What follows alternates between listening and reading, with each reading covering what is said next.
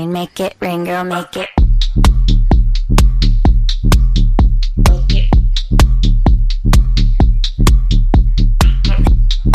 수요일 저녁에 함께하는 농구 이야기, 다양한 농구 이야기를 전하는 주간 농구 시작하겠습니다. 손대범 농구 전문기자, 조현일 해설위원, 그리고 배우 겸 해설위원 겸 아침 방송 MC 겸 대학원생 박재민 씨와 함께합니다. 어서 오십시오. 안녕하세요. 네, 반갑습니다. 자, 들어오시기 전에 저희가 토트넘 소식 지금 실시간으로 전해드리고 있었는데 지금 1대0입니다. 예, 지금 토트넘이 1대0으로 앞서고 있고요. 전반 한 40분이 넘어가고 있어요. 아, 역시 베르바토프 정신이 또 발휘했군요. 네. 알겠습니다. 무슨 부요? 모르겠어요. 일단 알겠다고 넘어갈게요. 네. 죄송합니다. 네, 자꾸 받아주면 안 될 것 같아서. 이 토트넘 친선 경기 소식 전하다 보니까 농구도 좀 이런 손흥민 같은 선수, 해외 리그에서 대활약한 선수가 나타나가지고 그 팀 선수들 다 초청해서 우리나라에서 경기도 하고 이랬으면 좋겠다 이런 생각이 드네요. 2006년에 이제 일본에서 세계 선수권 대회가 열렸는데 그 당시에 이제 미국이 이제 전지훈련의 이제 장소를 우리나라를 또 택해서 그때 이제 그 당시에 르브론 제임스, 카멜로 앤서니, 크리스 폴, 드와이트 하워드 등등이 왔었는데 사실 다른 스포츠 종목에 비해서 이제 농구는 좀 그럴 기회가 적긴 하죠. 네, 사실 또 그 당시에 하승진 선수 위상이 지금의 손흥민 선수 위상과 좀 차이가 많이 났죠. 네. 그러다 보니까 약간 감흥이 떨어지긴 했는데. 돌이켜 생각해보면 그때 기회가 얼마나 소중했는지. 그럼요. 더 즐겼어야 되는 좀 아쉽기도 하고 그렇습니다. 농구인으로서는 좀 이런 부분 보면 부럽기도 할 것 같아요. 네. 특히 아까 손대범 기자 같은 경우에는 그 대기실에서 축구 다 망했으면 좋겠다. 정말. 지금 조현일 해설위원이 정말 눈이 번뜩 뜨이면서 상생을 해야죠. 정말 옹졸하게 이럴 게 없네요. 온통 하루 종일 축구 얘기밖에 안 하니까 다들. 네. 아니 일단 샘나서 그런 걸로 충분히 그럴 수 있습니다. 근데 진짜 축구에서도 손흥민 같은 선수 나오고 또 우리가 희망을 걸고 있는 이현중 선수, 여준석 선수가 이렇게 똑같이 성장을 해서 나중에 NBA 팀들 우리나라 와서 올스타전 갖고 이러면 정말 좋을 것 같지 않나요? 그렇죠. 그런 날이 온다는 믿음과 함께 또 저희는 이제 또 농구판에서 열심히 일해야죠. 그렇죠. 사실 NBA가 이제 아시아 쪽 투어를 돌거든요. 근데 우리나라는 대상이 됐던 적이 꽤 오래됐어요. 예전에 이제 은퇴했던 선수들 매직 존슨이나 먹시 보그스 이렇게 왔던 적이 있긴 한데 그게 벌써 20년도 훌쩍 지났고 이제 조금씩 이런 선수들이 NBA 문을 두들기면서 대한민국 시장이 있다는 게 계속 퍼져나가게 되면은 대한민국에도 이제 오게 될 가능성이 높아지죠. 결국은 시장 싸움입니다. 그렇죠, 그렇죠. 사실은 이제 프로리그니까요. 예전에 정말 너무 옛날 얘기지만 알론조 모닝 오고 그랬던 것도 기억이 나요. 네, 나이 나옵니다. 네, 알겠습니다. 오늘 서로 죽이는 컨셉인가요? 네, 그렇죠. 알겠습니다. 자, 아까 말씀하시던 와중에 이현중 선수와 여준석 선수 얘기를 했는데 이현중 선수 안타깝게도 이번 드래프트에는 포함이 되지 않았습니다만 지금 부상에 어느 정도까지 회복했는지도 궁금하거든요. 일단 서울에서 부산 가는 거리라 생각하면 이제 톨게이트 다 왔습니다. 겨우. 서울 톨게이트 이제 겨우 다 올 뿐인데 좀 먼 시간이 좀 필요할 것 같아요. 많은 시간이. 일단은 수술 받은 지 한 2주밖에 안 됐고 이제 7월 하순에 이제 우리나라에 오게 되거든요. 우리나라에서 이제 최준용, 신지현 선수 같이 이제 큰 부상을 당했던 선수들의 재활을 좀 성공적으로 도왔던 이 강성우 박사 아래서 이 재활 치료할 예정이라고 하는데요. 일단은 이 리스프랑이라는 부상이 발등 쪽이거든요. 이 부상이 알아보니까 이 선수들마다 재활 기간이 좀 다르고 회복 기간도 다르기 때문에 이현중 선수의 의지에 좀 달린 것 같다고 생각합니다. 그러면 7월 후반에 한국에 오고 또 거기서 재활 치료를 하다 보면은 좀 시간이 생각보다 꽤 길어진다면은 2022-23 시즌에는 좀 NBA 진출이 힘들 수도 있겠다라는 생각이 드네요. 네, 사실상 쉽지 않죠. 중족골 골절 부상을 당했던 선수가 이제 이 댈러스 매버릭스의 팀 하더웨이 주니어가 있는데 그리고 네이마르. 네, 네이마르 선수도 마찬가지로 결국에는 굉장히 장기간 재활을 요했거든요. 그렇기 때문에 올 시즌보다는 2023-24 시즌을 목표로 뛰어야겠고 그리고 어쨌든 이현중 선수가 큰 부상을 입었지만 장점은 여전합니다. 신발 벗고 2m 이상 그리고 또 슈팅이라는 확실한 장점이 있기 때문에 급한 마음보다는 이번 시즌 끝나고 다음 시즌에 NBA 특히 투웨이 계약을 노리는 방향으로 또 마음을 잘 먹었으면 좋겠습니다. 투웨이 계약으로 하면 이제 G리그와 함께 이제 NBA 진출을 노리는 건데. 그렇죠. 자, 우리의 또 하나의 희망. 여준석 선수는 이제 미국으로 넘어가서 현지에서 쇼케이스를 가졌다는 소식이 전해졌네요. 네, 이현중 선수가 몸담고 있는 BDA 스포츠, 이 BDA 스포츠가 개최하는 프로데이에 참가를 했는데요. 이 프로데이라는 것은 이제 구단 관계자들 혹은 그 감독님들 앞에서 본인의 모습을 좀 보여준 장기를 보여준 쇼케이스입니다. 이 여준 선수가 최근 이틀 동안 이제 라스베가스에서 이런 쇼케이스에 참가를 했다고 하는데 사실 유명한 선수가 아니다 보니까 뭐 클립이라든지 뉴스가 나오진 않았지만 이 다행스럽게도 최근에 라스베가스 출장 갔던 네. KBL 구단 몇몇 관계자들이 보고 왔대요. 그 관계자분들 말로는 그래도 그 중에서 좀 나아 보였다. 외곽슛도 넣고 덩크슛도 넣고 자신 있게 잘해줬는데 다만 좀 패스를 좀 많이 못 받았다. 좀 많이 아쉬워하는 모습도 있었습니다. 아무래도 이제 그 각자의 기량을 뽐내는 자리이기 때문에 그 서로의 패스보다는 본인이 스스로 해결하는 모습을 많이 보여줬을 것 같다는 생각이 드네요. 그러면은 이 그 쇼케이스는 어떤 식으로 진행이 되나요? 네, 이제 13명이 고르게 코트를 밟습니다. 네, 그리고 연습 경기 형식으로 진행이 되고 슛 3개가 들어가면 이제 벤치에 있는 선수 3명이 순차적으로 교체 투입이 되는 방식인데요. 이제 패스 이외에 뭐 다른 기량들을 좀 보여줘야 되는 그런 이 특성 때문에 또 여준석 선수에게는 공이 많이 전달되지는 않았습니다만 뭐 손대범 위원 이야기대로 또 주어진 환경 속에서 최선을 다했다는 전언입니다. 저희 때는 에어볼이 나오면 교체가 됐는데 이 선수들은 슛을 3개 이상 넣으면 또 교체가 되는 거예요. 그렇죠. 동네 농구에서는 이제 에어볼이 되면은 이제 쌍비읍으로 시작하는 단어와 함께 교체가 됐죠. 네. 지금 말씀드리는 순간 팀 K리그 대 토트넘의 경기에 한국이 1골을 넣어서요. 지금 연장 2분 47분쯤에 1대1 동점이 됐습니다. 예. 축구가 잘 되네요. 네. 한국은 괜찮나요? 네, 네. 조기성 선수가 헤딩으로 멋지게 골을 넣었습니다. 축구 잘 돼야죠. 예, 이런 식으로 이제 전반이 종료가 될 것 같습니다. 네. 자, 우리나라 농구 얘기를 다시 넘어와서 이현죽, 여준석 이 두 대여 선수가 빠진 채로 이제 그 아시안컵에 출전을 했죠. 그렇습니다. 이제 97년 이후에 이제 한국 대표팀은 25년 만에 아시아컵 정상에 도전하는데요. 자, 추일승 감독이 이끄는 이 한국 남자 대표팀이 어제 중국과 조별리그 1차전을 펼쳤습니다. 라거나 선수의 활약 속에 또 라거나와 허운 선수가 40점을 합작을 했고요. 결국 중국을 12점 차로 꺾으면서 기분 좋게 대회 첫 승을 따냈습니다. 그러니까 아시아에서 중국은 농구 강국이잖아요. 그렇죠. 중국을 꺾었다는 건 굉장히 고무적인 일인데 한 가지 조금 안타까운 점은 중국이 또 완전한 정력은 아니었다 이런 얘기가 있더라고요. 많이 빠졌죠 지금. 예.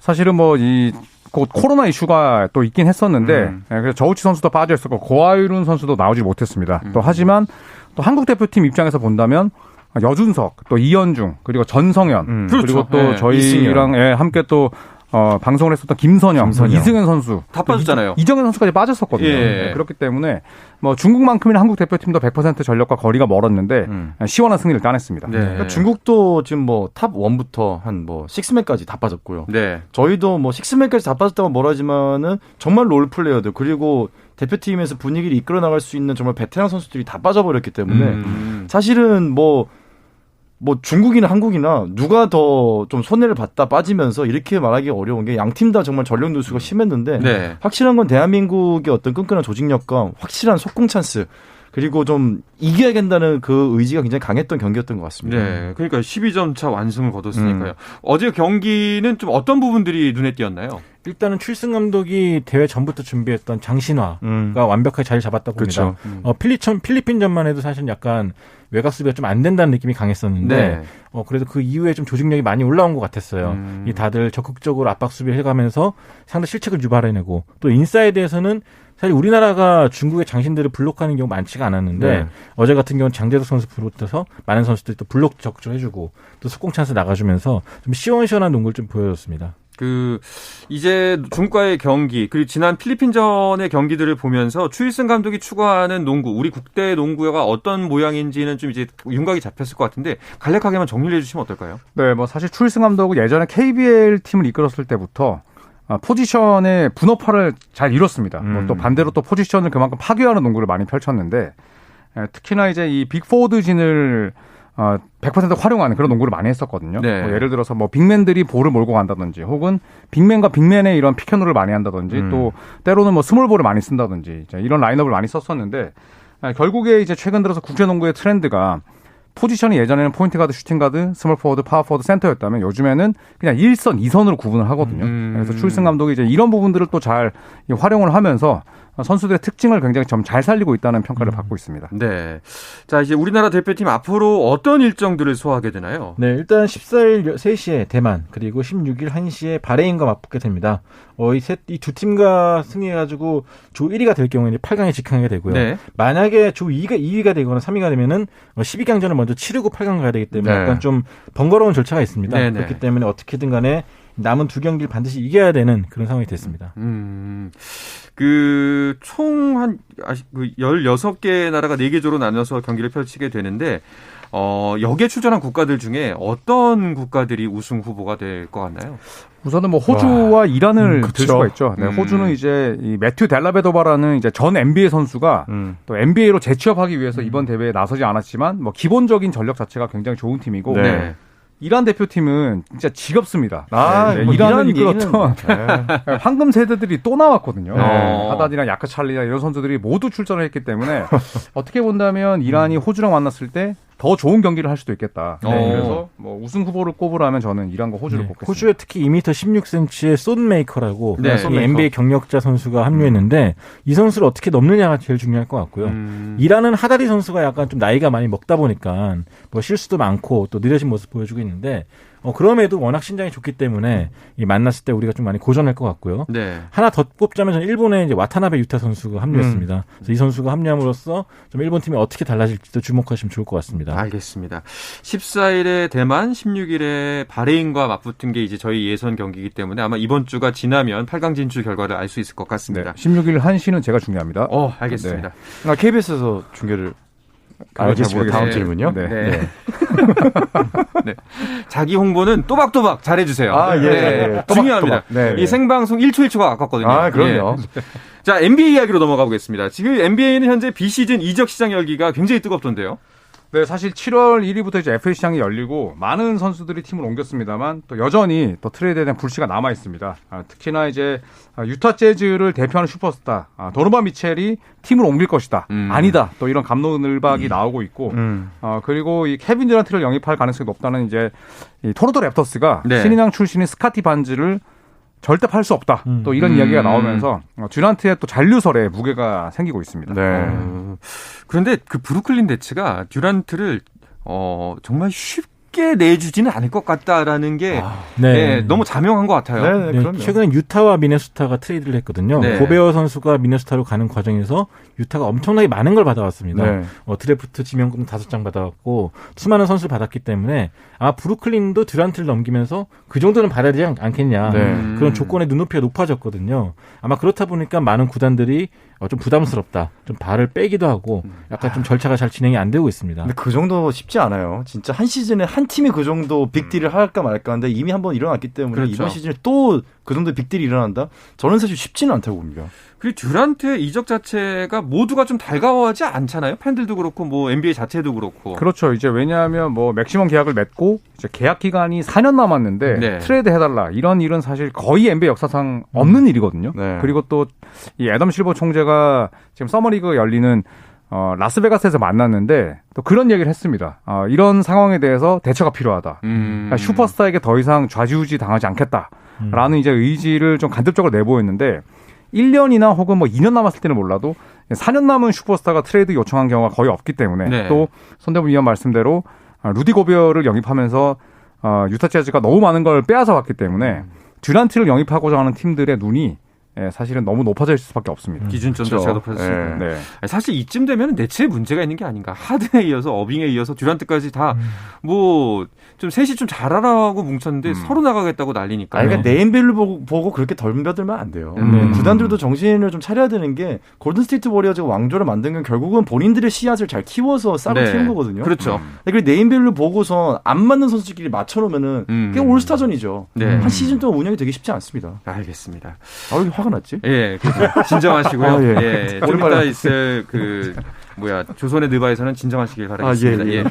그 NBA는 이제 현재 서머리그가 한창이죠. 네, 그렇습니다. 서머리그는 이제 매년 여름 라스베가스에서 열리는 유망주들을 위한 대회인데요. 올 시즌도 역시 드래프트 상위에 지명된 벤케로라든지 네. 홈그랜 이런 상위 선수들뿐만 아니라 뭐 지명은 안 됐지만 투웨이를 지명됐던 계약했던 스카트 피펜 주니어라든지 또 케니 로프튼 주니어라든지 이런 또 무명의 선수들이 자신들의 이름을 좀 알리는 무대로 활용되고 있습니다. 그 이제 드래프트 1위였던 벤케로 같은 경우에는 어떠했나요?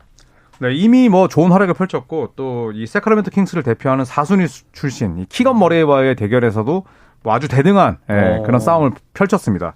또 그리고 이 반케로를 보유하고 있는 이제 구단 같은 경우에도 결국에는 뭐 더 이상 서머리그에서는 내볼 것이 없다. 반케로를 서머리가 아웃시키겠다라고 그렇죠. 할 정도로 아주 큰 자신감을 내보이고 있습니다. 사실 의외의 1순위 픽이었을 수도 있는데 확실히 그 보는 눈이 정확했나 보네요. 그렇죠. 이제 더 이상 서머리그급에서는 보여줄 게 없다. 입증이 됐다. 믿음을 갖게 됐다는 의미이기 때문에 이 선수의 시즌 활약을 또 기대하는 팬들이 늘어나고 있습니다. 네, 다음 시즌에 어떤 모습을 보여줄지 기대가 됩니다. 자, 이 이야기를 끝으로 주간 농구는 마쳐야 하는데요. NBA 이적이나 서머리그에 대한 더 자세한 이야기는 잠시 후 9시 10분부터 유튜브 라이브로 방송되는 조선의 느바 댓글 라이브에서 들으실 수 있으니까요. 많은 시청 부탁드리겠습니다. 자, 오늘도 역시 손대범 농구 전문기자, 조현일 농구 해설위원, 그리고 배우 겸 해설위원 겸 아침방송 MC 겸 대학원생 박재민 씨와 함께했습니다. 세 분은 유튜브를 통해서 계속해서 만나주시길 바라겠습니다. 주간 농구 여기서 마치겠습니다. 고맙습니다. 감사합니다.